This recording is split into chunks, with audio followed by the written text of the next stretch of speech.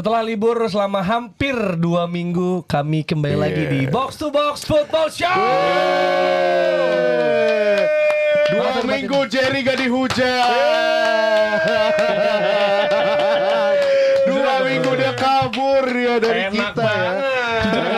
Jujur agak beruntung. Gue sempet agak mikir, gue bisa ngomong depan Waldo nih selebrasi. Mampus Jangan selebrasi. rasain Golnya lu. aja gak ada. Gila O'Reilly kata gua. Takut ya bang gak ngetek. Bukan takut. Emang kagak ada jadwalnya. Emang gak ada kebetulan. Tapi yang rame bukan ngomongin si City-nya, tapi ngomongin fans Arsenalnya. Betul. Iya, itu benar. Ya udah itu. Ini Tudor dipecat lagi Bang Jerry gimana? Ntar kita bahas ya Kita nanti. bahas, ada. Tapi kalau sekarang nih episode pasti kita bahas timnas lah. Karena timnas is back Yes. with new coach. Yes. New Jersey. New Jersey. New Bener Jersey. juga, bener. New sistem juga gak sih sebenarnya? Betul. Iya. Iya kan? Maksudnya di game pertama waktu lawan Saint Kitts and Nevis Iya. itu ada banyak orang, paling nggak di algoritma gue ya, ada banyak orang menyamakan dengan Arsenal. Kayak gimana? Jadi fullbacknya itu sebenarnya aslinya back tengah. Kan Kevin Dix, Donitri memang kiri ya. Tapi kan Rizky Ridho juga berapa kali ke kanan tuh, geser ke kanan kan pasti Kevin Dixnya maju kan. Terus set piece. Bahkan goal set piece gitu. Gue malah ngiranya lebih dekat ke PSG. Iya harusnya. Mungkin itu cocok logi aja karena merah. Kalau saat itu Sepertinya Inggris. King MU lah. Iya, benar. Tapi ya kemarin kita lihat 4-0 lawan Saint Kitts and Nevis dan Yes. kalah sama Bulgaria ya. Walaupun ada peluang banyak banget, kena tiang 2 kali, kita juga kebobolannya penalti. Tipis. Ya, tapi membanggakan lah ya. Tapi kalau dari ini nih kita yang nonton ya di tempat-tempat yang berbeda-beda Ceritain dulu dong. apa? Ceritain dulu. Lu pada kan ke stadion kemarin kan? Lu pada Lawan berdua. Bulgaria kan? Ya Bulgaria. Lawan Bulgaria. Oh iya. Lu yang pertama nggak ya? Pertama Asian Kids nggak ya? nonton di rumah, Oh, abis lu itu gue ini speak karaokean bola. lu. Enggak, itu karena Kamis dong. Oh iya, Kamis. Tapi itu speak bola gue. Oh iya benar. Speak bola. Waldo kan di Malaysia ya. Oh Malaysia beda. Kalau jadi Pak Ci dia jadi Maci. Ada hubungannya. Waldo lu kabarnya di Bukit Bintang kenal nama cewek sih. Kagak ada. Namanya Jenny. Agak ada tuh yang nyanyi ini apa? Nyanyi sambalado tuh ada di Malaysia. Enggak, tapi yang itu yang di yang dibawa LRT itu kan, Iya. yang di perempatan Iya. lama itu kan. Itu mas macet banget. lalu dong. Macet banget itu. Ada nasi ayam cimeng ada tuh. Hah? Ada situ legend. Cimeng. CEEMENK. Oh, Bukan Cimeng. itu. Iya loh. Oh Cimeng. Gua kesana gua. Ada tuh enak tuh legend. Ini ya. Iya kan? Hidupnya berpindah-pindah dari satu Tapi yang lokasi ada ke di lokasi sana lain. adalah tuku. Itu kalau apakah itu tuku? Tapi kok kayak jam? Ini dia ternyata tuku X Casio. Jadi tuku lagi ngeluarin koleksi baru nih sama Casio, dan ini kalau kalian beli di toko-toko tuku ada gift-nya. Kalau di dalamnya ada jam tangan Casio-nya. Mereknya kita buka aja kali Buka ya. langsung, Modelnya tuh unboxing. yang mana ya? Bentar, wah buka semua. Nih modelnya yang ini nih. Nah, Wih, lumayan. Ini masa kini Illuminator ya kan? Beli kopi bisa dapat jam. Nah, Oke, kebalik mungkin beli jam dapat kopi. ini kan ya kenapa collab sama Casio mungkin ya sambil minum kopi lu tahu jam berapa lu menunggu orang sambil minum kopi kan? Atau nggak bengong minum kopi berapa lama? Benar. gitu. Ya terima kasih Tuku ya, sobat-sobat kita dari Thank sana, you, Andanu Tuku. ya kan, Ruri, Iya. Jaka, kawan-kawan, terima kasih ya. Bisa lo beli juga buat temen lo atau mungkin pasangan lo atau Iya. orang lo keceng, kasih dia bilang, nih buat kamu yang katanya nggak punya waktu. Elah. Ada nggak berpikiran Apa? Nggak ada konten gitu. Gue lagi suka nonton konten dia. Pokoknya gak apa-apa Dok. Bikin dia nyesel Dok. Iya. Oh, si Raffi itu ya, Bikin Raffi dia ya. nyesel. Siapapun itu yang pernah nggak balas chat Waldo, kita bikin nyesel. Kasih paham. Gak jelas. Kasih paham bos, Dok, kasih paham bos, kasih paham Iya. bos. Yang jelas ini ya kemarin kalau laga kemarin itu sempat ditunda yang game pertama tuh. Betul. Jadi gue baru tahu ya, ini info juga nih. Jadi gue baru tahu bahwa kalau misalnya sekarang di FIFA, kita udah tahu cuma kemarin dipertegas lagi. Ada namanya Lightning Protocol. Iya. Itu terjadi juga di Euro kalau nggak salah Denmark lawan Jerman. yang membuat gua dan Bung Wesley Huta Galung waktu siaran Euro di RCTI itu 30 menit ngomong tanpa iklan. Buset. Buat yang siaran lu pasti tahu itu separah apa loh. 30 menit ngomong tanpa Nemenin, iklan mau itu nggak mau. gila. Nggak ada apa grafis, nggak ada apa itu. Karena itu kan lightning protokol. Jadi katanya kalau dalam radius berapa gitu ya. Atau ada petir, itu lu nggak bisa mau gelar pertandingan. Takut cuy kesambar Iya. coy. Iya. Itu ada radius berapa gitu ya. Sekalipun sebenarnya di lapangan sudah terang, udah gerimis doang, tapi karena ada petir di mana itu sangat membahayakan nyawa gitu lah. Jadi enggak. Nah, kalau udah ditunda kayak gitu, mereka tuh ada sistem setengah jam 30 menit 2 kali. Oh. Jadi 30 menit pertama mereka akan review, 30 menit kedua mereka akan review lagi. Maksudnya ini lanjut nggak? Nah, kalau 30 menit kedua masih belum clear, mereka akan ngontak FIFA Competition Committee di Swiss. Buat Ini ditunda. mau gimana gitu. Nah, ntar dia ambil keputusan, habis itu baru ngomong ke tim. Tapi tim harus mau. Dan itu juga Apapun hasil keputusannya. masih mikirin juga bahwa kemarin gue sempat ngobrol hak siar, karena kan ada pertandingan yang mesti ditayangkan. Oh iya, Iya. betul. Gitu, karena kan kalau pertandingan pasti ada iklan yang masuk dan bla bla bla. Itu Betul. juga bisa koordinasi sama yang punya home broadcasternya juga, which is Nah, itu MTech yang punya kan. Jadi gitu. Jadi emang panjang dan alhamdulillah hujannya juga nggak lama, setengah jam, bener jam 4.45 mulai ya. Berarti 4.45 mulai dengan pertandingan yang berakhir dengan kemenangan bagi Ya. Mana sih? Apa ngomong apa nih? kemenangan bagi siapa? Yang mana? Yang Solomon. Oh, Saint Kitts 4-2 kan. Damn number itu bisa jadi 7-6. Tapi mereka finishingnya menurut gua ini kalau game kan ada game yang sama-sama kuat, lu malah minim gol. Karena kan kalau bahasa lu cancel each other.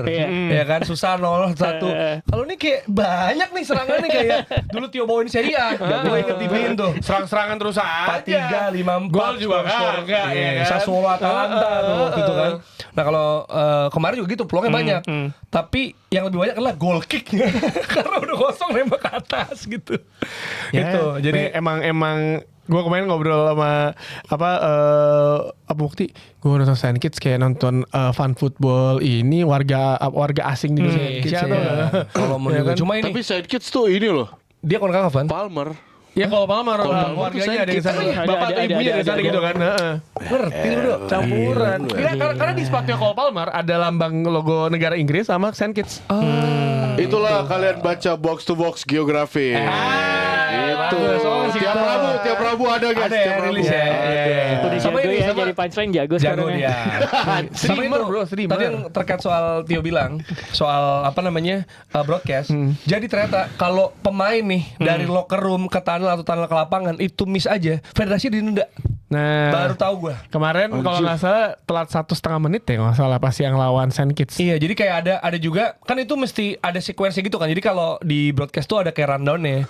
Jadi misalnya lu pemain masuk lapangan, kalau mereka tuh bendera FIFA Series dulu yang dikibar-kibar ke UCL, habis itu masuk, terus pemain, habis itu pemain tos-tosan, habis itu foto masing-masing. Nah, kemarin juga pas yang di game pertama Bulgaria itu rada telat untuk foto. Jadi harusnya tuh mereka udah bareng di sini. Satu foto sini, satu foto sini, Iya. habis anthem. Tapi telat. Tapi Bulgaria gini dulu nih. Oh. Jadi di sono terus kaptennya buru-buru kayaknya denda nih bro gitu. Oh tapi itu beneran ada dendanya. ada. Karena berkaitan sama menit TV kan. Itu ditayangin. Makanya gue selalu salut terkadang. Maksudnya misalnya kan pertandingan mulai jam 3 itu bener exactly iya, jam iya, 3 iya. gitu loh. Kecuali itu Serie A zaman dulu ya, gue pernah siaran Serie A delay 15 menit karena alasannya tim lawannya belum datang.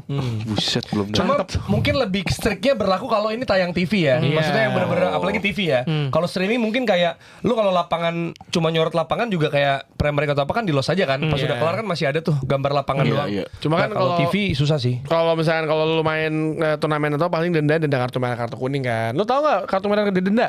Oh tahu ada duitnya kan. Wah, Tirta iya. nggak tahu masalah sebelumnya. Tirta nggak tahu Ada kalau duitnya, kartu iya, kuning gua kartu kuning dapat denda anjir. Ada duitnya gue tahu. Jadi gitu seru juga dan menyenangkan sekali comeback ini ya ternyata. Terima kasih teman-teman. Luar biasa ya. Akhirnya Patio juga Alhamdulillah. kemarin karena sana sini 20.000 langkah dia. Warawiri wak wak wow. Make gila. zone ya. Pertama gue kan ke briefing mana di sih? Garuda Store dulu tuh. Oh iya, di sama bawah ya. kawan-kawan GSI. Habis itu gue ke bootnya Aqua, kawan-kawan kita tuh. tag podcast Cool Off sama Oki. Dari situ gue naik ke atas ganti baju, langsung turun ke mix zone, ya kan? Oleh Romani, bro, ya kan? Yang mukanya mirip vokalis Turnstile ya. Oleh Romani. Terus alhamdulillah masih ingat karena gue pernah wawancara sama Mukti waktu itu kan. Lu dapet Karena Ola lama harusnya Etam juga. Etam udah nungguin, udah dada tapi kayak udah dia lewat juga kan. Terus akhirnya langsung ke pit side, ya kan? Di pit side bisa selesai pit side langsung ke Butia Clear yang ada di depan patung Pak Jenderal Sudirman. Jauh tuh. Yang dekat softball. Deket tapi itu FX. yang di Soekarno. yang logo Pak Sudirman itu. Bener. Nah, untungnya di escort sama security. Gue baru pertama kali cuy di escort cuy. Berasa pejabat. Gila. Gue langsung kayak ini rasa jadi pejabat, ada escort dijaga semua gitu ya. Kayak gitu ya. Kayak langsung ekspres semua gitu. Tapi kan emang butuh buat membelah penonton yang baru pada datang. Karena banyak yang telat juga. Ganindra Bimo juga telat datang tuh.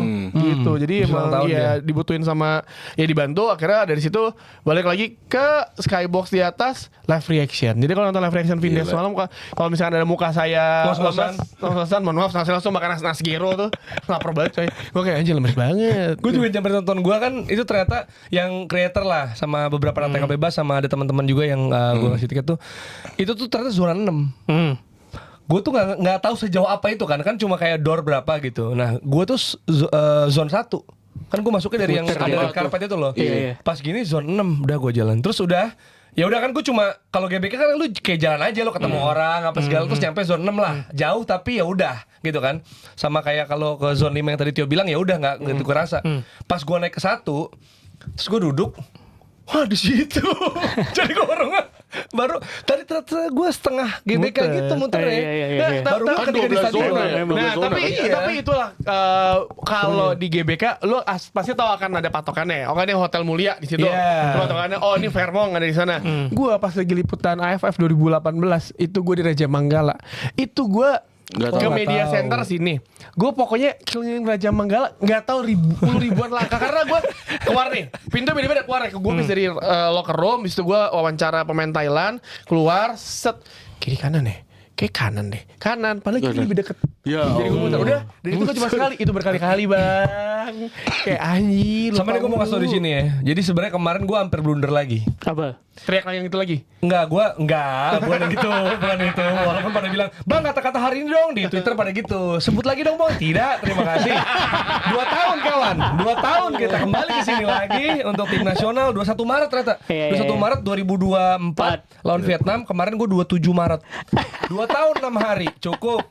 Enggak, jadi gue udah nanya pas JR kan di JR Hamin 1. Terus gue nanya, setahu gue kalau misalnya home game ya, itu tuh boleh gue cuma nyebut nama depannya doang, habis itu disautin orang. Iya. Dan apalagi kalau gol itu bisa view time. Setahu gue. Oh ya udah. Terus gue nanya, "Pak, boleh nggak Pak?" Sama kayak matchcom-nya yang Indo gitu.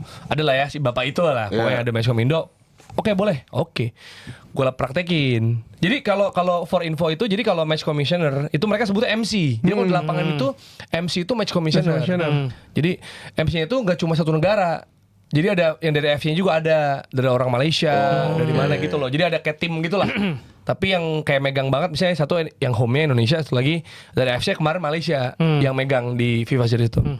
Terus pas awal ya udah normal kan, gue bacain nama pemain ya udah Martin pas, udah normal tuh. Kalau line up aman. Pas gol Beckham Putra kan, ya udah kan boleh gue praktekin Beckham Putra, asik rame gitu lah. Keren tuh bener. Masuk HT suara. Announcer, kamu dengar saya nggak? Announcer, Merecet tuh biji tuh. Ngomong gini, jangan berlebih. Jangan berlebih lah. Sekali aja cukup. Jangan terlalu ini gitu. Kenapa Nggak boleh. Ya katanya gitu. Natural you have to be neutral. Karena gini. natural. Karena gini. Jerry itu ketika bekerja, dia itu sebagai perwakilan FIFA.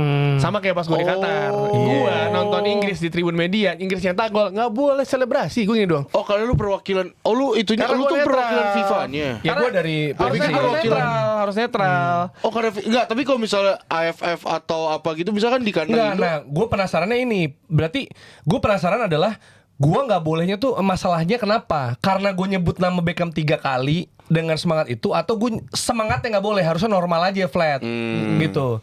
Terus pas gini kan denger gak gitu. Nas udah denger tak? Gitu pokoknya Malaysia gitulah dia bilang. Jangan berlebih gitu. Ya aman dah. Tutup nih. Terus orang kontrol roomnya biasa nggak apa-apa kok gitu. Malaysia kali gitu. Karena tuh bercandanya gitu. Tapi itu bercanda ya konteksnya ya. Kalau FIFA emang mesti senetral itu. Karena gue ingat tuh pas 2022 Spanyol lawan Jepang. Gue lagi di stadion.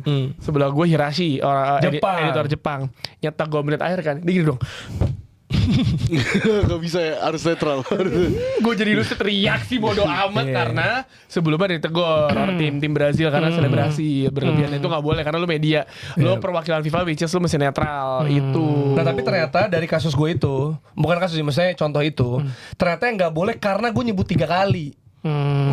Tapi kalau gue nyebut misalnya pemain antusias nggak apa-apa kan, gue pikir Beckham, antusiasnya juga nggak boleh. Putra, Kan nextnya gue udah. gitu juga Beckham atau Ole, gue tetap kayak gitu.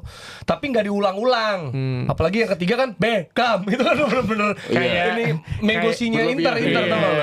Tapi Soalnya keren loh kayak gitu. Nah itu Iya, boleh makanya. kalau di klub. Klub boleh, Klub betul, boleh. betul. Tim nasional emang ada beberapa pakam yang mesti diturutin di mana emang. Ini baru tahu loh, tapi ini penting Iya, loh. makanya. Jadi kalian cuma dengerin di box to box, gak ada Nah, di iya, gue mana-mana. bisa di mana-mana. Lu gak nemu di mana-mana, dengerin gua. Lu gak nemu di mana-mana. Like it or not emang kayak gitu Dan peraturannya. tergantung juga turnamennya. Waktu itu gue bisa kayak gitu. Bahkan gue keluar dari control room, gue di samping tribun, jadi gue bisa ngerekam tribun juga. Itu Asian Games. It's different committee dibanding FIFA. Ini tuh mau gimana pun ya agenda FIFA. Jadi bener-bener semua aturannya FIFA. Tadi gue bilang lightning protocol tuh FIFA. Ya Tio tau lah pastilah. Jadi apa ya, level of strictness-nya beda banget. Itu Beda banget. pas gue yang di 2022 itu kan gue ada ngirim video di Tribun kan, Tribun Media. Dulu Virsi bilang 2018 pas di Rusia itu dimarahin. Gak boleh, misalnya gak apa-apa kok aman pada berarti sekarang udah gak se-strict itu. Dulu media gak boleh ngambil gambar dari Tribun. Kecuali kalau gue kayak misalkan gue dapat tiket nonton aja, gue mesti ngelepas ID gue ngelepas seragam, gue jadi warga. Itu kan karena ketika lo pakai seragam lo karyawan di mana tuh Netral. dan gua itu nggak boleh ngajak foto pemain or legend. Kayak sebelah gua Fernando Hierro tapi kayak fuck it bodoh sekali seumur hidup belum tentu gua bisa ke Piala Dunia lagi. Foto main karya ajak foto pakai seragam gua ada tapi belum gua posting ketika gua masih karyawan pas Sama udah Hierro. Peter Drury, Gary Neville, Michael Richard. Gua udah bisa posting karena gua udah bukan karyawan lagi. Karena pas sekarang gua nggak boleh karena emang peraturan kayak gitu. Tapi gitu ya, jadi nggak ada urusan karena gini, orang tuh pernah nanya gue di sosmed sebenarnya, tapi nggak gue balas. Lebih ke, bang, kok lucu, kok nyebut 3 kali, nextnya enggak? Apa karena Ada yang nanya gitu. Karena pemain Persib ya? Nah, itu Ada gitu satu, ini gue klarifikasi bukan karena itu. Terus juga karena lu so asik sih bang nggak disautin.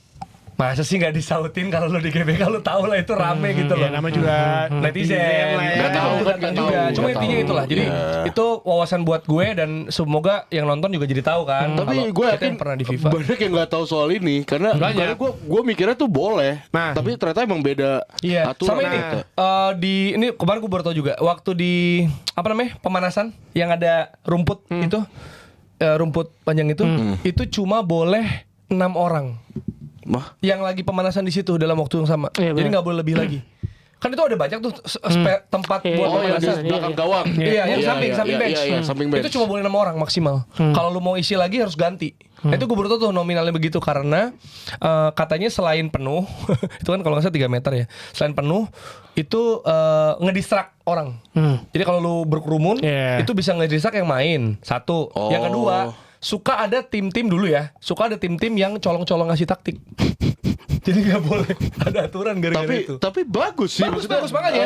Detail Iya. ya. Mereka berarti evaluasi Iya, sih exactly. sebenarnya. Makanya maksud gue Mereka ini evaluasi. gue pengen ngasih tahu bahwa mungkin ada hal-hal yang penonton tuh nggak tahu. Ini kan maksudnya aturan yang emang udah dibikin berdasarkan evaluasi mereka untuk progres gitu. Iya. Sama ini, Bagus banget. sama kalau lihat bendera naik ke atas itu ada aturannya juga. Misalkan katakan bendera Indonesia di kiri, terus kanannya Bulgaria. Iya. Gitu. Ntar di tengah tuh ada bendera FIFA, di kirinya bendera AFC, di kanannya bendera UEFA. Iya, iya. Oh, iya, betul. Mewakili. Jadi itu emang peraturan ada gitu semua. Jadi emang se-strict itu dan mereka emang kayak kalau pas gue di sana itu gue hamin 4 jam udah masih stadion.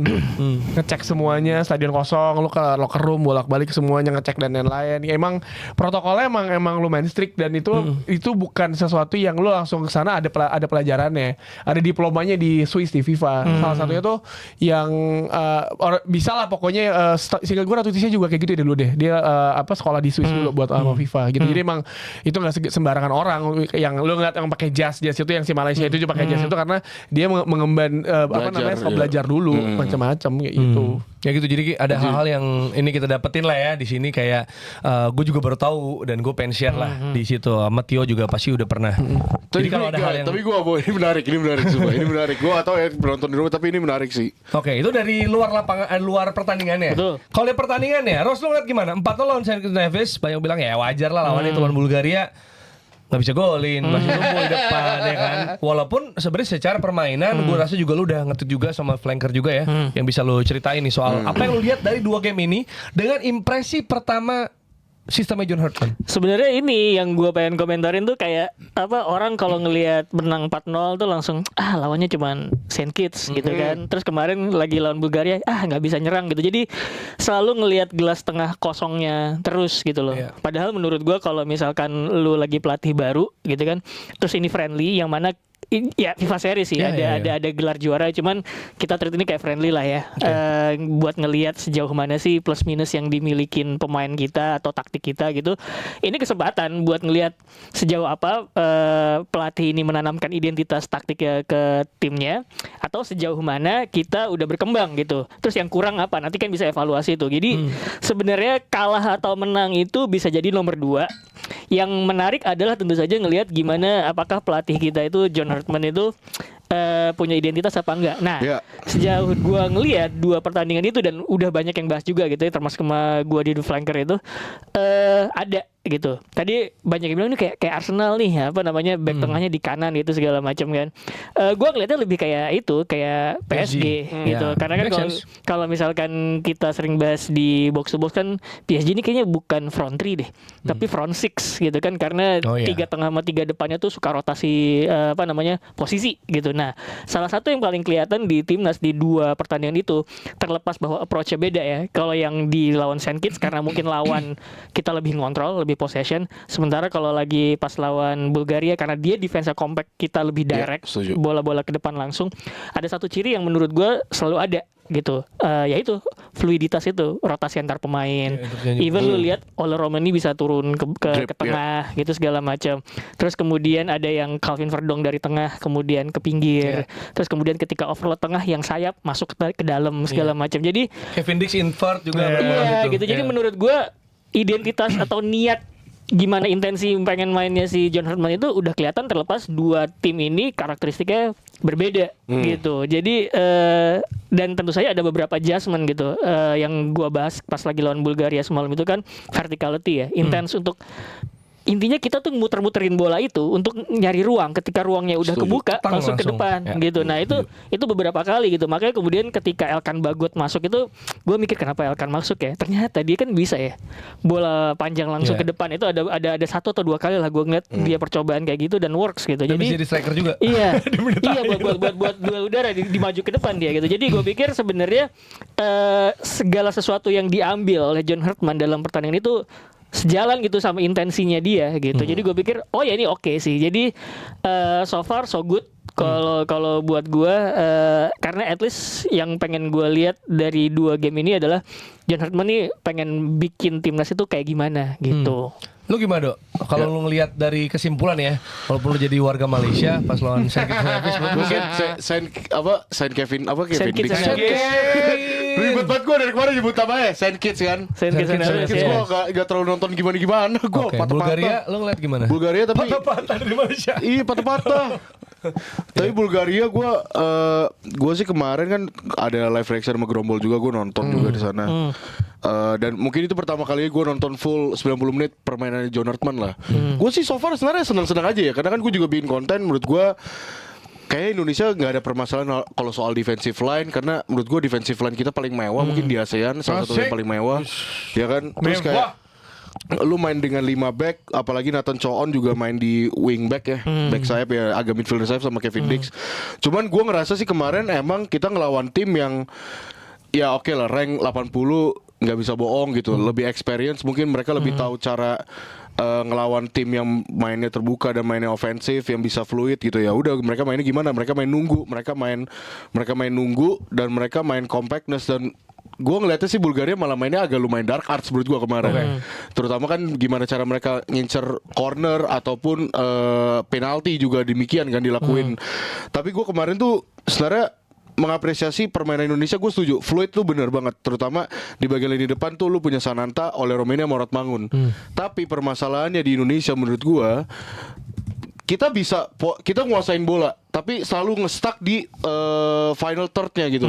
Cara kita buat cara Indonesia untuk melakukan offensive direct tuh selalu nge-stuck gara-gara compactness-nya si Bulgaria ini. Karena gue ngelihat bener-bener Sananta itu tipikal dijadiin pemain yang oke, lu jadi target player, lu nyari aja, lu isolate defensive line-nya si Bulgaria. Nah, tugasnya Ole Romeni ini sama Morat Mangun inilah yang tujuannya buat ngobrak-ngabrik midfieldernya sama defensive line-nya si Bulgaria. Tapi emang kita mesti akuin compact banget. Sampai-sampai tadi udah disebutin Ole Romeni sampai ngedip, Morat Mangun sampai mainnya sayap. Nah, itu ngebuat midfielder Indonesia di center attack midfieldernya kosong, slotnya kosong gitu. Gue ngerasa waktu babak pertama, aduh ini tuh benar-benar nge-stuck banget, pasti selalu mati di bagian kiri gitu. Kadang ada satu momen Sananta dribble sendirian, gak ada yang nge-cover juga. Gue sih berharap waktu babak kedua, oke ini harus masukin Beckham Putra gitu kan. Dan gue baru ngeliat juga Indonesia tuh sebenarnya agak di squad yang dibawa ini emang lumayan krisis soal pemain yang berprofil center attack midfielder. Ada mungkin cuma Beckham Putra doang yang bisa ngelakuin, ya dia bisa main di posisi tersebut ya kan. Dia mungkin visinya nggak sebagus itu, tapi at least dia bisa jadi second striker atau gimana. At least bisa ngebantu Sananta atau buat link up, ataupun Ole Romeni Sananta diganti sama Beckham Putra, Ole Romeni jadi striker gitu. Dan gue juga ngerasa memang ya gak adanya Tom Hai ini juga impact banget sih, karena kan kita tahu Tom Hai bisa di center attack midfielder, free roam juga gitu. Line breaking pass. Ya, line breaking pass, dia punya visinya juga. Ya menurut gue sih ini at least ini bisa jadi portofolio bagus buat Hartman juga, dan bisa jadi evaluasi besar-besaran juga kalau misalnya ya lu udah harus tahu nih Indonesia ternyata tuh masih butuh beberapa profil pemain yang mungkin dibutuhin kalau ngelawan tim yang mainnya agak compact defensive line gitu ya. Contohnya lu butuh seorang center attack midfielder yang punya free roam atau punya breaking passing line yang bagus. Tadi gue bilang Tom Hai, mungkin Etam, bahkan mungkin gue selalu bilang ini Bruno Fernandes Indonesia ya, Lili Pali mungkin.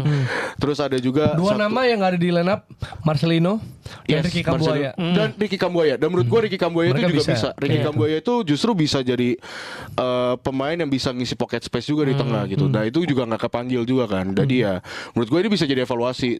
Tapi so far gue ngeliat permainannya sih ya oke, kita ngontrol, cuman kita kalah lawan tim yang emang menurut gue secara kualitas, secara pengalaman jauh di atas kita gitu. Mereka tahu how to win the game without controlling the game. Sekalipun guling-guling dan ya udah. Iya bener kan. Ya intinya kan mereka ya udah gue menang ya udah. Gue soal defense aja, ada bola gol clearance. Betul, mereka cetak 1 gol udah mundur. Oh satu lagi gue mungkin nyinggung dikit. Gue sempat mikir, oke, babak kedua udah berjalan sampai dia nge-stuck tuh Indonesia di menit 70. Gue mikir, gue penasaran sama apa reaksinya John Hartman. Dia kira-kira bisa nggak ya main pragmatis? Dan ternyata menurut gue dilakuin di menit 80 sampai menit akhir tuh. Yang si bola lempar ke depan, bola lempar ke depan gitu kan. Bagot dipanggil apa serupa, Doni Tripamungkas akhirnya dimasukin. Dan gue sih berharap ya ke depannya John Hartman juga bisa belajar dan evaluasi dari hal itu. Maksudnya ya mungkin ada momennya di mana lu harus bermain pragmatis gitu. Apalagi kalau saat lu ketinggal 1-0. Itu kan ini ya ngelihat beda approach ketika game state-nya itu berubah gitu sebenarnya. Sorry, kalau lu tadi ngomong soal Etam, menurut lu telat nggak dia masuknya? Iya, telat. Dia tuh masuk tuh menit berapa ya? 80-an, Dia menit 70. Doni Tripamungkas 73. Back Ektam tuh 79. Ya, menurut gua agak lumayan telat karena kan pada saat di babak pertama dia masukin Ivan Jenner, terus babak kedua masuk Ivan Jenner masuk ya kan, terus gak lama Reinders dimasukin. Bagot juga dimasukin di menit 50-an, 60-an lah.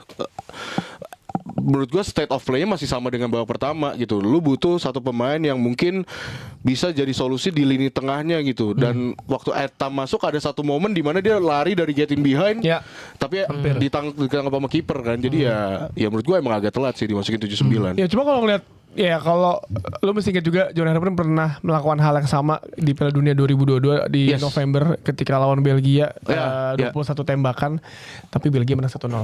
Michy Batshuayi. Maksud gue udah kelihatan memang controlling the game itu ada gaya bermainnya dia dan jangan lupa John Herdman juga dia ngebuat sepak bola di Kanada tuh jadi lumayan dikenal lagi. Yang perempuan juga ya. Perempuan juga. Dan dia datang ke sini bisa sadar juga bahwa ini international friendlies. Pemain bisa diganti kapan aja karena ini bukan turnamen. Setuju. Kita harus sadar bahwa lawan Bulgaria ternyata adalah lawan yang seimbang sama kita. Berarti kita sadar bahwa level kita dengan pemain yang kita miliki adalah di situ. Kita harus bertemu dengan lawan-lawan bukan menghasilkan tim Asia Tenggara lain ya. Maksudnya sorry banget Thailand, Malaysia, Vietnam, mereka tuh bagus. Tapi kalau Indonesia main dengan squad kayak kemarin melawan mereka, it's easy. Iya bukan iya kemungkinan besar akan menang bisa menang tapi ngelihat kemarin kalau orang bilang bahwa ini proses awal, gue bisa bilang nggak awal-awal banget sih. Pemain ini kan udah bermain bersama-sama dari berapa tahun yang lalu ya, dari 2021 pas Covid.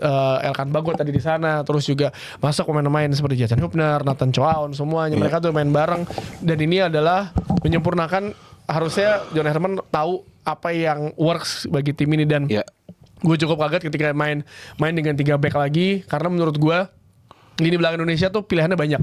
Dalam. Lo kayak bingung gue jadi pelatih. Punya Jai, Justin, Bagot, Rizky Ridho. Masuk. Ada Rizky Ridho. Kevin Dix. Ada Jordi Amat. Back tengah. Jordi Amat. Full back lu. Jordi Amat malah jadi DM. Nah kemarin gue pas wawancara Adit Tani dia bilang, jadi waktu itu kalau nggak salah Persija kekurangan DM. Jordi Amat dimainin di situ, dicoba. Dan itu dia bagus banget. Nah permasalahannya, gue menarik tadi Waldo bilang kalau ada Tom Hai akan berbeda. Betul. Ada Jordi Amat, Tom Hai. Tapi dua pemain ini kita tahu udah gak lagi muda bang. Betul. Dia gak bisa main 90 menit full. Kita tahu ini dua pemain ini akan memberikan stabilitas di lini tengah. Kayak zamannya Gattuso sama Pirlo di AC Milan dulu. Ya kan, yang satu tukang pukul, yang satu buat ngalirin bola ke depan. Ya tapi stamina menjadi jawaban. Dia gak mungkin bisa main 90 menit, tapi ya mungkin intensitasnya sudah tidak setinggi itu. Tapi kalau gue ngeliat kemarin, ya dengan bermain mendominasi, lo bisa bermain tenang. Walaupun ada beberapa kali ada serangan yang Emil Audioronopis tuh yang lewatin Bagot sama Doniti kalau nggak salah deh yang pemain Bulgaria itu. Jadi banyak progres yang ada di sini. Gue sih ngeliat ini bukan awal ya, ini adalah progres yang bagus.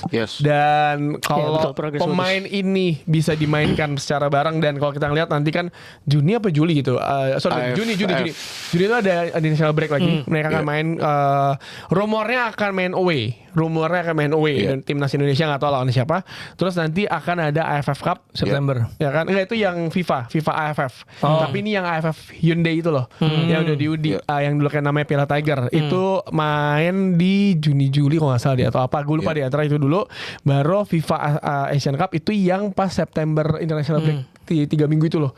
Yang lama itu digabungin jadi satu. Jadi menurut gue akan banyak pertandingan-pertandingan yang menjadi pembanding kita. Dia stage-nya bukannya ini ya, stage-nya akan mulanya akan sama, perjalanan menuju 2030 akan sama seperti yang akan dilakoni, yang pernah dilakoni oleh STI sebelumnya. Ya kan, lo AFF dulu habis itu Piala Asia nanti langsung baru ke kualifikasi Piala Dunia. Ini long run, dan gue sih berharapnya tidak ada perubahan mendadak di tengah lagi ya, karena ngelihat kemarin gue main, anjir nih bisa begini mainnya lu. Yang tadi bilang Rossi bilang main ngebuka ruang, menahan ngegoyang kiri kanan satu sama lain, terus tiba-tiba mentok Bagot ada di depan. Itu kalau bukan karena kiper Bulgaria kita nyetak 1 gol.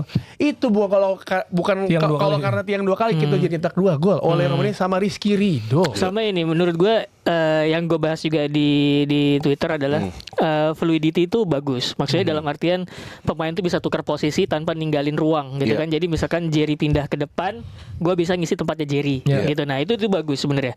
Cuman yang perlu diperhatiin juga adalah ketika kita udah masuk fase buat finishing gitu ya. Nah itu. Usahain yang nembak itu yang bisa finishing.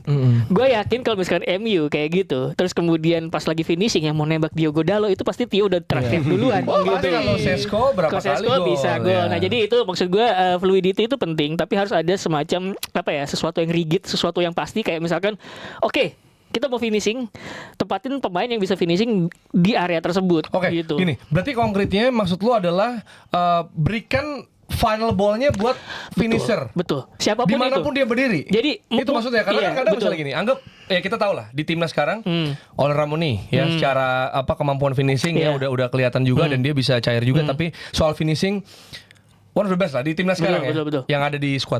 Nah, dia kan kadang suka nge-stretch ke wing. Betul. Nah, itu gimana tuh maksudnya? Nah, itu sebenarnya sesuatu yang bisa diprogram. Kan perubahan posisi itu mengikuti kita ada di fase mana. Apakah kita fase build up, fase tengah, atau udah fase nyerang nih. Nah, ketika udah fase nyerang, itu udah harus siap-siap harusnya. Siapa harus tempatin. Itu kan Pep Guardiola gitu juga kan. Makanya kemudian mungkin gak harus Ole Romani gitu. Misalnya kan gue ngasih analogi gini deh. Gak harus Benjamin Sesko, tapi bisa Bruno Fernandes gitu misalnya ya kan. Itu karena berarti dia bisa perlu ini juga dong ya, courage untuk lu lakuin shot, entah misalnya luar kotak penalti lu tembak, kita juga punya banyak shooter-shooter tajam gitu kan. Gitu. Tapi ya harus yang bisa shooter gitu. Bukan yang kemarin kayak misalkan gue kasih contoh, ini bukan bilang jelek ya. Justin Hubner ada di posisi di dalam kotak penalti. Itu kelihatan dia bingung, ini bola harus diapain gitu. Gue bukan bilang Justin Hubner jelek, bukan itu tapi role-nya. Role-nya bukan itu gitu. Setuju. Karena ini sih satu yang menarik juga yang dibahas selama 2 pertandingan sebenarnya kan Ramadan Sananta. Itu lumayan banyak kritik lah yang dipunya. Nah, gue ngelihat di sini John Hartman juga pasang badan. Ya, maksudnya dia juga adalah pelatih yang juga bisa maybe jadi player coach juga nanti karena dia bilang ya gue emang gitu peran Sananta di tim gue. Bisa jadi dia bakal jadi kayak Giroud-nya Prancis waktu juara. Nah, itu maksud gue itu tuh sinyal positif karena pas yang gue kayak bilang sini juga waktu gue pertama dapat kesempatan interview John Hartman cuman bentar, dia tuh langsung masuk angle itu dengan kayak our supporters suffering so long gitu. Kayak dia udah langsung ngambil POV, gue tahu fans Indonesia tuh menderita selama ini nggak pernah juara. Kita akan coba untuk benerin itu. Masuknya dari angle supporter langsung. Nah, sekarang ketika ada pemain yang dikritik, dia coba pasang badan. Nah, sebenarnya lagi-lagi kita nggak pernah tahu ke depan gimana ya kan. Ini juga Sankit sama Bulgaria, ya maksudnya friendly match. Ya, kita juga nggak bisa over ini juga ya happy, tapi juga nggak bisa meniadakan apa yang terjadi. Moderate aja. Tapi gue bisa bilang openingnya smooth ini. Betul. Setuju. Untuk pemainnya karena ini pelatih baru. Mau gimana pun kan ada juga pelatih yang kita akhirnya mentoleransi kayak wajar deh mainnya belum bagus, orang masih baru adaptasi. Loh, kenyataannya bagus mainnya. Baru main kan loh itu. Ini bukan masalah adaptasi lagi yang gue bilang kan. Ini bukan lagi. Ini udah jadi. Orang bilang kayak era baru. Iya, era kepemimpinan pelatih baru. Iya, tapi maksud gue pemainnya udah main lama bareng. Dan mereka tuh pemain profesional, bukan tipe yang kayak lo masih training camp dulu lama. Enggak, ini pemain yang mereka juga main banyak yang main di Eropa dan lu mesti balik ke Jakarta kemarin main profesional, lu nggak bisa lama-lama kan, selesai pulang. Dan itu yang dilakukan sama hampir seluruh pemain tim nasional di seluruh dunia gitu. Lu main sama klub lo, timnas Mangge, lu datang latihan 1, 2, 3 hari, main-main buat timnas, latihan lagi, main pulang gitu. Dan itu yang terjadi. Maksud gue, kalau orang bilang nih proses, oke ini proses, tapi ya kita harus gue kayak bilang apa ya? Kita udah proses sabar, ya kan? Ya dengan perjalanan yang panjang itu, dan ini yang gue bilang perjalanan awal lagi, kita mulai dari awal lagi dari AFF, Asia, baru Piala Dunia. Iya, jadi kemarin juga tim Bulgaria itu karena kelar jam 10. Anggap jam 11 lah habis mandi segala macam. Jam 2 mereka flight. Langsung mereka. Karena gue tahu mereka akan main di timnya masing-masing akhir pekan ini dan akan jet lag. Langsung ya. Akan jet lag. Nah, kenapa alasan tuh pemain timnas yang main di Eropa langsung pulang malam itu juga? Karena jet lag. Ada fase jet Ada lagnya dulu. fasenya jauh bang. Ya walaupun mereka bisnisnya per suite-nya per kelas tetap aja 12 jam loh. 18 18 bisa. Gak ada tuh pulang dulu oleh-oleh bakpia gak ada. Nggak ada. Bisa tiba-tiba ke Dagadu dulu. Iya, ya kan? gak ada. Kristo juga gak mungkin kan. Cuma ini sih apa? Gue juga ngelihat soal John Hartman tadi ya, soal adaptasi tadi. Apa timnya udah ada. Nah, mungkin ini juga paling tidak 2 game ini juga sedikit menjelaskan kenapa dipilih John Hartman juga ya. Karena tetap butuh pelatih yang bisa Komunikasi. ya komunikasi yang pertama pasti, tapi butuh pelatih yang bisa fit in, yang bisa mentransaksikan sistem yang dia punya dengan pemain yang udah ada. Benar itu Karena benar. kan gitu, karena kadang gini, selalu ini tinggal telur atau ayam duluan nih. Iya, Lu iya, mau iya. pilih pelatih dulu bikin sistem baru rekrutmen pemain, ya kan? Atau timnya udah jadi dulu, pelatih yang nyesuaiin. Karena ada banyak pelatih, kita nggak usah ngomongin timnas deh, Eropa segala. Ini bukan tim gue. Kayak dia bisa segampang itu menyalahkan ini bukan tim gue. Lah, ketika lo di-assign untuk itu, kan lo udah tahu ini tim udah lama. Jadi lo nggak bisa ini pemain harus ikutin pilihan gua. Ya enggak juga. Ini Itu- udah ada, chemistry udah ada. Lu masuk gitu di timnas ya. Itu ada jawabannya, Jer. Itu kenapa kemudian peran sporting director atau director teknik itu penting. Karena Pun di timnas ya. Iya, karena Oke. dia yang ngejaga keberlanjutan tersebut gitu. Menurut gua kenapa kemudian Dipilih Manchester City, Oke, City. bisa tuh dari Roberto Mancini, Pellegrini, kemudian Pep Guardiola tuh kok smooth semuanya walaupun nih orang sebenarnya gayanya beda-beda. Beda-beda, ya. Tapi seenggaknya si Ferran Soriano sama Ciki Begiristain itu tahu bahwa ini masih bisa nyambung kok gitu dan cocok sama pemain yang ada gitu. Nah itu kemudian menurut gue posisi sporting director atau director teknik itu penting. Jadi penunjukan si John Hartman ini menurut gue itu juga kredit tersendiri buat director tekniknya Yeah. gitu. Karena Suarez dia itu ya karena dia tahu pertama Sinteyong, oke lah dia dipecat mungkin kita pengen yang lebih progresif gitu. Makanya kemudian sempat di hire Patrick Kluivert Siapa? gitu. Ada pelatih kita namanya dia. Ada legenda Barcelona. Ada Ya. Patrick Kluivert kemudian karena dia lebih ofensif gitu kan.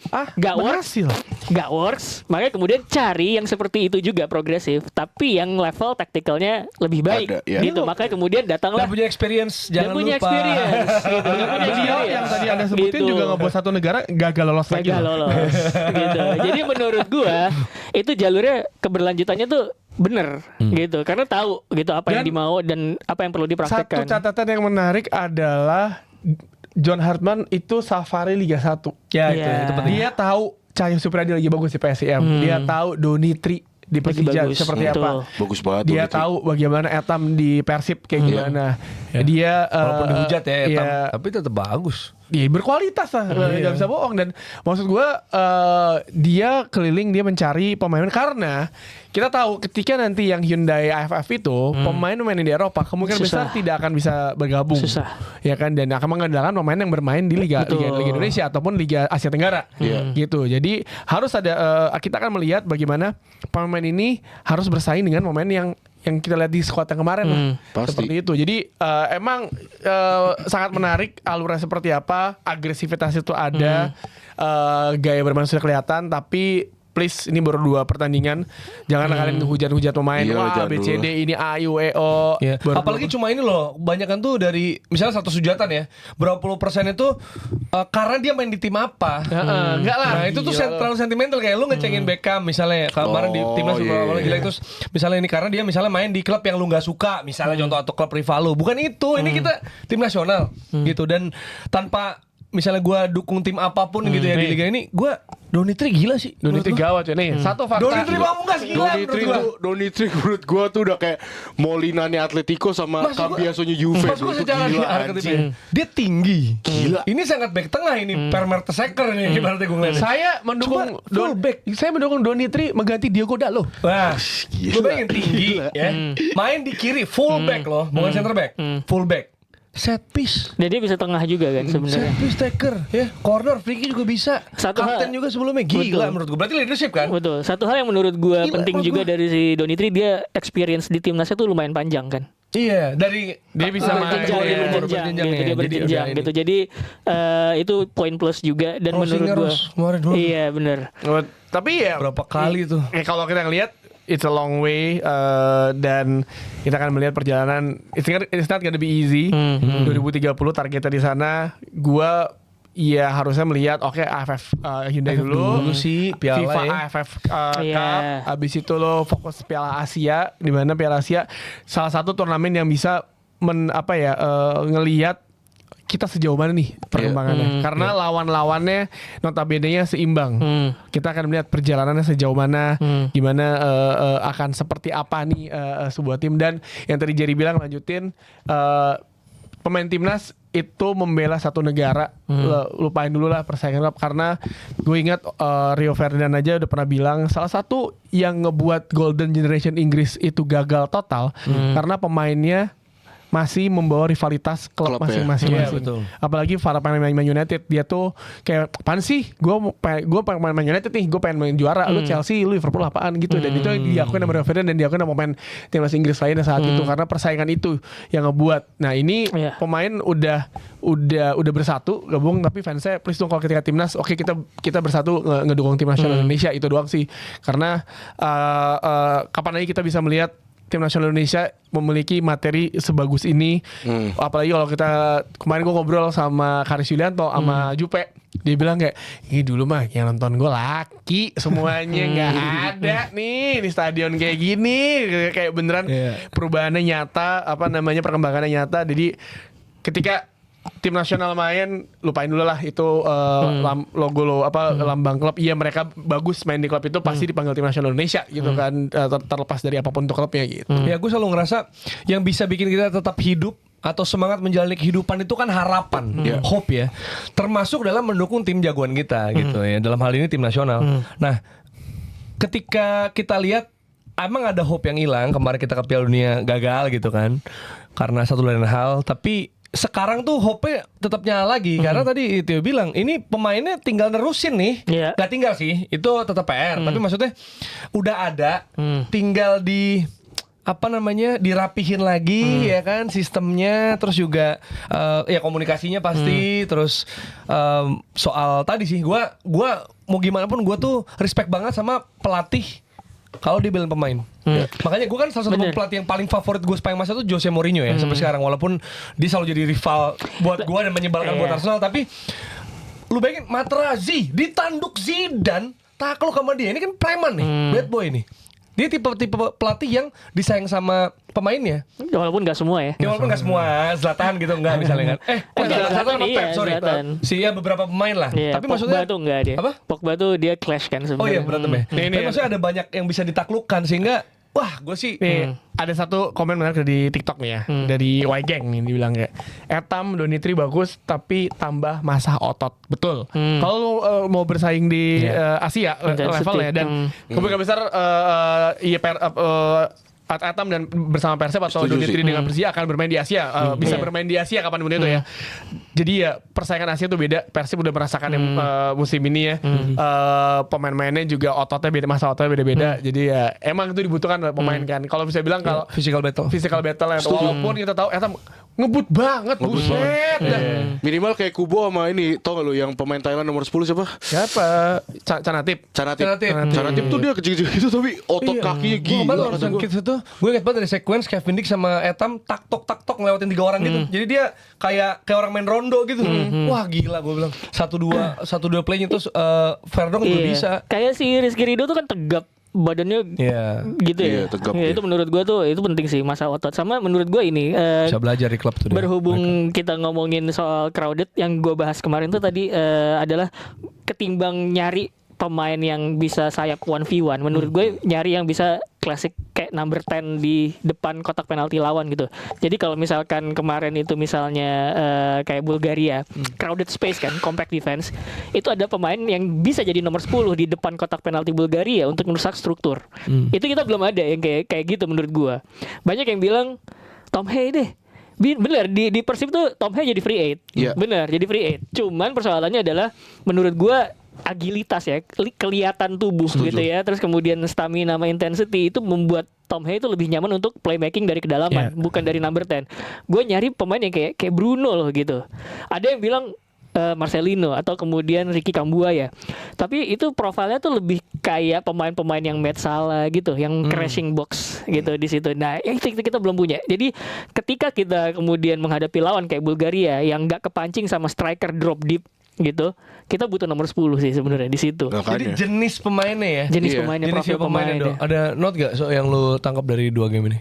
Note-nya ya maksudnya kayak tadi gue bilang, maksudnya pemain nomor 10 tadi kan yang gue jelasin tadi, mungkin si Beckham atau apa, tapi emang mungkin masih perlu dicari. Sebenarnya tuh ada satu nama yang dari kemarin banyak fans Indonesia tuh bukan keluar-keluar sih, mungkin mention kali ya. Itu ada Ezra Walian Ezra. sebenarnya. Sekarang tuh dia di Oh ya, Persik. Ezra Walian lagi Ezra gacor sih. Walian tuh sebenarnya lagi lumayan bagus. Tadi juga bisa set piece taker kan. Tapi gue nggak tahu. Gue jujur Tapi nggak siapa tahu. yang harus di-cut? Enggak, bukan, maksudnya Itu gue yang bingung. nggak tahu juga apakah dia tipikal profile nomor 10 atau enggak. Nah, Tapi itu dia tuh dia. memang bisa jadi link up play. Dia bisa jadi false nine, Dan lagi false gacor nine ya. striker, false nine juga. Tapi ya kalau untuk nomor 10 emang jujur agak lumayan susah sih. Karena kan kalau misalnya kita Hai. lihat sekarang, Tom Hai udah. Iya Tom Hai, maksudnya Tom Hai di Persib juga nomor 10, dia kadang nggak tuker-tukeran sama Lucho juga di situ. Lucho kan kadang main di sayap sama Etam bahkan main di sayap bukan di 10 juga gitu.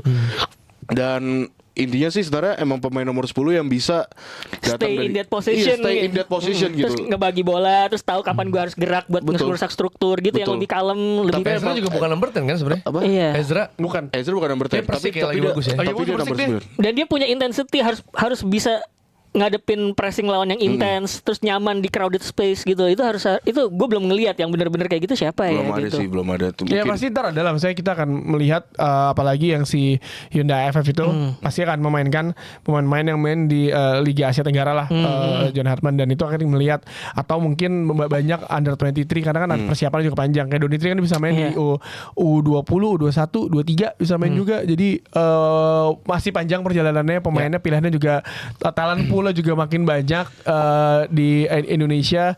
Jadi kita berharap tren positif, maksudnya dari kemarin tuh nggak stuck di situ aja. Jangan puas, maksud gua Bulgaria ini it's another level, dan kita ternyata terbukti berhasil membuat mengimbangi gaya bermain Bulgaria. Betul. Kita ngebuat Bulgaria bermain tertekan, memang itu strategi dia. Bulgaria pun tidak terlihat panik di pas kita Indonesia melakukan pressing, melakukan tekanan, mereka bermain santai, counter attack, karena mereka tahu itu yang mereka butuhkan ketika melawan Indonesia. Iya. Mungkin gue mention dikit ya. Mungkin tadi nomor 10, sisa 2 pemain lagi mungkin yang mungkin dulu kita punya itu ada Egy sama Witan. Oh iya. Nah, itu bisa. Egy dan Witan sih menurut gue. Ya, tapi gue nggak tahu kenapa nggak dipanggil. Mungkin emang nggak tahu. Performa di Gue klub juga nggak mungkin. tahu. Hah? Performa di Lagi klub bagus juga. Lagi bagus Witan kan juga ya. salah Lagi satu bagus ini di di Dewa. Persija kan. Iya. Tapi maksud gue iya Egy mungkin bisa dicoba Dewa. lah, bisa dicoba lah. Karena kan Witan juga dulu Megi langganan dari dulu kan. Tapi ini sih kalau kayak kemarin juga misalnya kalau tadi gue nanya kalau soal Beckham masuknya telat gitu ya, itu bisa aja jadi alasan atau something to blame gitu ya. Cuma sini ya mau gimana pun nih friendly walaupun ada pialanya. setuju gua. Sebenarnya menit yang dibagi ke yang lain menurut gue oke sih. Rata, Oke. rata. Gitu maksud gue, jadi ya kalau ini lebih kompetitif mungkin akan harus lebih kejam. Iya. Seperti Arteta harusnya main raya ya, bukan dan Kepa gue misalnya. dan gue kalau jadi John Hartman, terlepas gue punya janji untuk bikin supporter bahagia dengan jadi juara, gue juga harus bisa ngelihat ini kesempatan gue ngelihat sejauh mana visi taktik gue ini bisa diterapkan ke pemain yang ada. Ya, setuju. Apa yang bagus, apa yang kurang gitu. Ini waktunya gitu menurut gue. Iya, jadi kita akan lihat ya nanti progres seperti apa. Yang jelas kita tepuk tangan buat timnas Indonesia. Yeay. Semangat. Semoga Terima lancar-lancar kasih bagus terus. memberikan hiburan bagi timnas Indonesia di akhir liburan Lebaran. Benar. Dan di hari pertama orang warga masuk Jakarta masuk kantor. Ya. Macet Itu ya. juga. Untungnya kemarin nggak macet. Untungnya kemarin nggak macet. Maksudnya kemarin apa namanya? Pas gue pulang Hujan tuh doang, hujan. hujan. Terus juga jalanan lengang. Mungkin masih shock culture gitu ke Jakarta. Masuk kantor kayak Kaget. Jerry Monday Monday Blues. Kayak gitu, padahal nggak ngantor ya. Giliran Jakarta kayak gitu mobil saya masuk bengkel. Kalau lagi di episode selanjutnya, dadah.